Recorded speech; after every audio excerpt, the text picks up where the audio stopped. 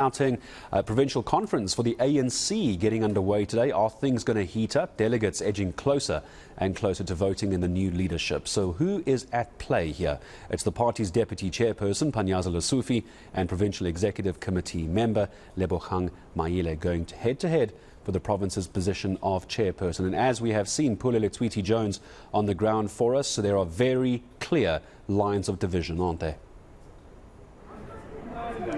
Yeah, definitely. It's been, not as much of a busy morning, but we've also seen some of the delegates now, voting delegates trickling in, coming into the conference room here at the Lakeside Hotel in Benoni, and we're also expecting the program to get underway.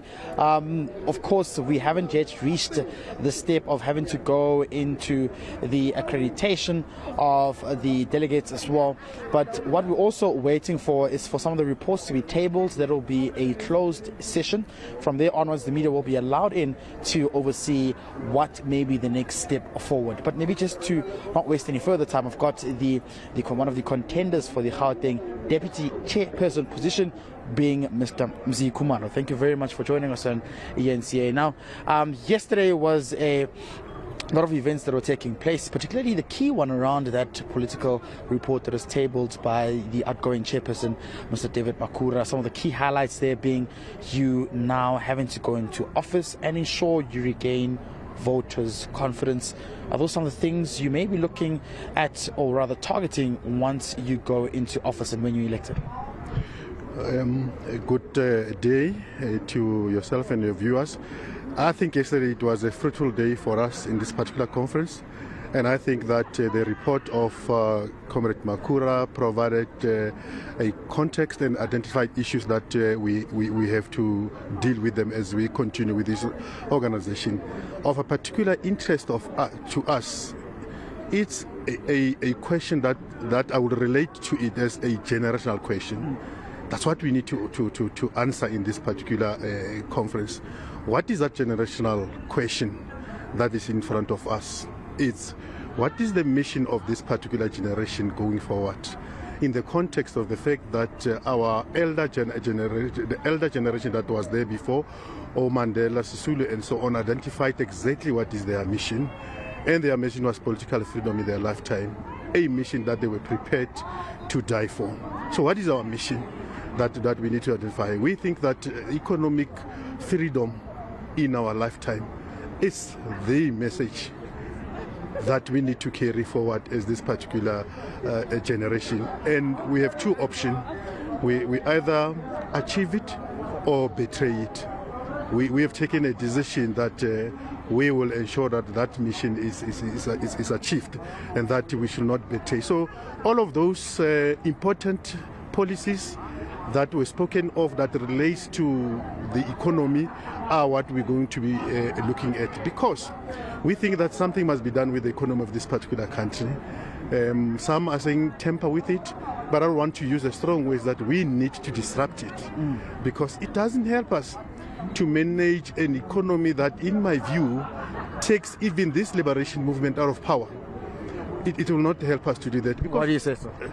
Because the ANC is losing municipalities. The electoral fortune of the ANC is slowly but surely going down because of that. Because essentially, what is it that our people want from us? Our people are saying to us that there's what they call triple challenges that they've identified: unemployment, poverty, and inequalities, and they want us to address those. And if you look at those, in order for you to address those kind of things, you have to get the economy right, and you have to ensure that the economy of this country works, and it works for the majority of our people. Bamzi, your future in Gauteng has been questioned, and we see, like you've said, you're losing key municipalities. You've lost key municipalities, rather. Gauteng, of course, being the economic hub. Would you say the ANC is on the brink of becoming a rural party if they don't go back to the drawing board and fix their mistakes? Not at all. Our attitude is that the ANC would win the 2024 elections. All that we have to do is to respond to the need of our people. In an urban space like Gauteng, people come here because of they are following economic opportunities. And if they get here, there isn't any economic activity, what do? They simply do not vote. And we know that many of our people did not take their vote somewhere else. They simply kept it because all that they want us to do is sort out our problem, the triple challenge that I spoke about. Over and above that, sort out issues that relate to service delivery. Close the potholes that are there in our streets. Work, what is more important, they're saying to us, work with us. Because we're a liberation movement. We have created a culture within our society that we work with communities at every turn of the process. In the recent times, what did we do? We moved away from being a liberation movement to almost being a political party. A structure, a branch of the ANC in a particular ward. When there is a challenge, the first question they ask is, where is the ward council? They are not saying, as an ANC branch, what is our responsibility to address this kind of thing? So this is our interest as this particular generation, that we want to ensure that the ANC does the things that we used to do with our people, which is working with them, living amongst them, and understanding their needs and addressing their needs. Comrade Maile says, solving their problem, which we think that's a key thing that we need to do.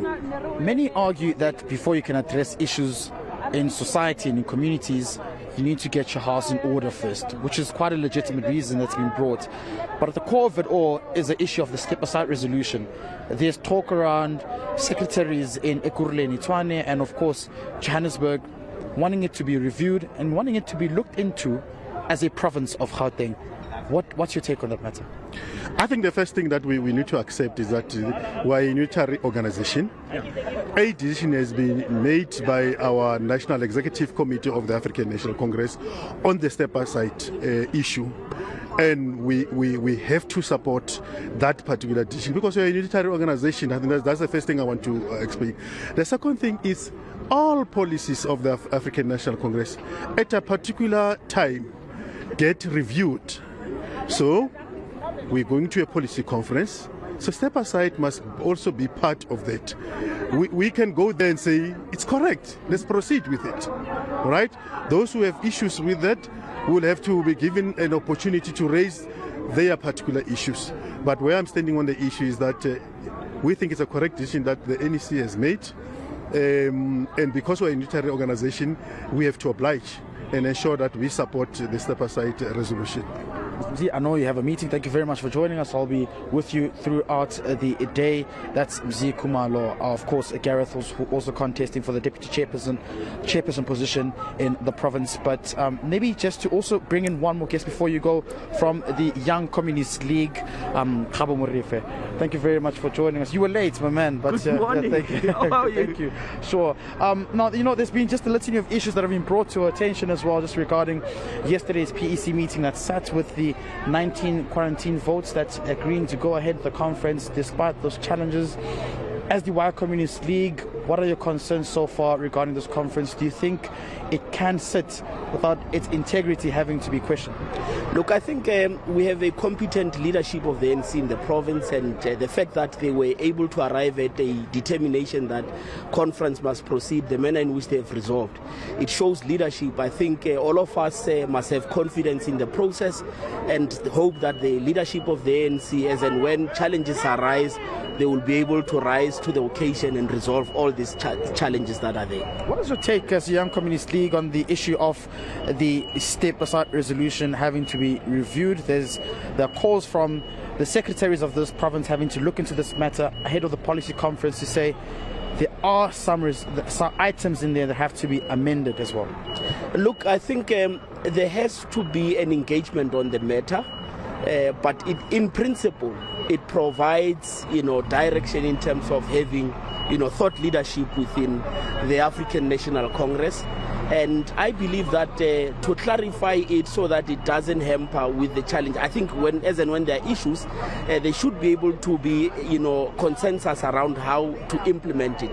Because as is now, there are challenges there and there, but I believe that the engagement will be able to resolve all these challenges that have, have been raised by leaders from various provinces. So I believe that process should be given a chance, but in principle, for us, we need a leadership that inspires confidence to the people of this country, and we believe that you can't have people who are implicated in cases of corruption being, elected in positions. I mean, that is tantamount to showing the people a middle finger. Let me just come in there. You speak about, leaders who are actually tainted. We've seen it state capture reports, but in this, when you zoom into this particular conference, the provincial secretary outgoing, Jacob Kabu, who's also contesting again for the position, is facing allegations of gender-based violence, right? And then there are other leaders as well who are also facing allegations of corruption here, particularly from the Tshwane region as well. Are these concerns for you, especially looking at the vision, which is regaining voters' confidence in the economic hub, which is the Gauteng province? The reality is that from where we are sitting, we can't afford, as the movement, I'm talking the ANC and the Alliance, the party and COSATU, we can't afford to be found wanting insofar as issues of the law are concerned. As a matter of principle, we must re-emphasize our commitment to the rule of law, and that those that are found that there are questions around them insofar as these issues are concerned, we've got to they've got to step aside. But I'm saying issue by issue, I mean, issues must be dealt with their own merits. I believe that the most important thing is to reaffirm and say that we need people who are clear, who do not have allegations of corruption, or who are found wanting so far as the law is concerned. So that is a matter of principle in order for us to inspire confidence in society. You can't give thugs and criminals to the people and say that we need them to be elected. Right, Kabo, thank you very much for your time. That's Kabo Morefe from the Gauteng Young Communist League. Also just adding a bit of input around that issue of the step-aside resolution having to be reviewed as well by the province to see what kind of ideas it can contribute towards that whole matter before it goes to the policy conference. So just a lot of things that have to be debated and spoken upon here during this Gauteng province, Gareth.